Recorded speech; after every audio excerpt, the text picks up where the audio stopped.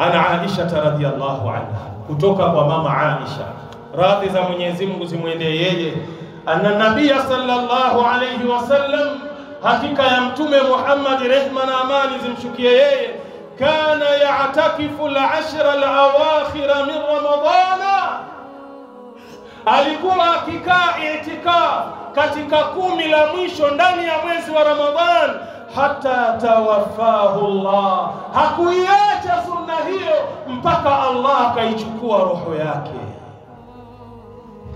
Thumma atakafa azwajuhu, kisha baada ya mtume kuondoka duniani, wake zake wakafata sunna ya mume wao, na wao wakawa wanakaa i'tikafu kila inapofika 10 la mwisho ndani ya mwezi wa Ramadhani. Hii inamaanisha nini? Hii inamaanisha ya kwamba sisi wanaume tunatakiwa tuache miongozo mizuri kwa wale wake zetu pamoja na watoto wetu.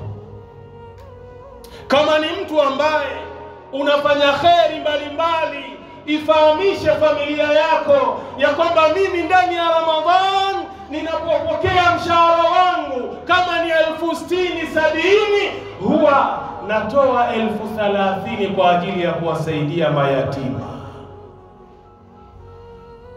ili utakapoondoka duniani watoto wako, wake zako, mke wako aweze kuifanya hii kheri baada ya wewe kuondoka. Lakini leo ma'al asafi shadid, wanawake zetu tunawaachia mambo maovu mabaya, bali tunapoondoka huwa wanasherehekea kuondoka kwetu. Badala ya mwanamke yule ahuzunike, badala ya mwanamke yule ahisi ya kwamba amekosa mtu muhimu kwenye maisha yake, wallahi anafurahi wewe unapoondoka duniani kwa yale maovu na yale mabaya na yale mateso ambayo unayoyafanya kwa mke wako. Anainua mikono akisema alhamdulillah, Mwenyezi Mungu umeniondolea tatizo ndani ya maisha yangu. Lakini wake zake mtume wanaonyesha kwamba mtume alikuwa anaishi nao vyema, mpaka mtume anaondoka wanashikamana na sunna hiyo, hawaiachi mpaka pale mtu anaondoka duniani.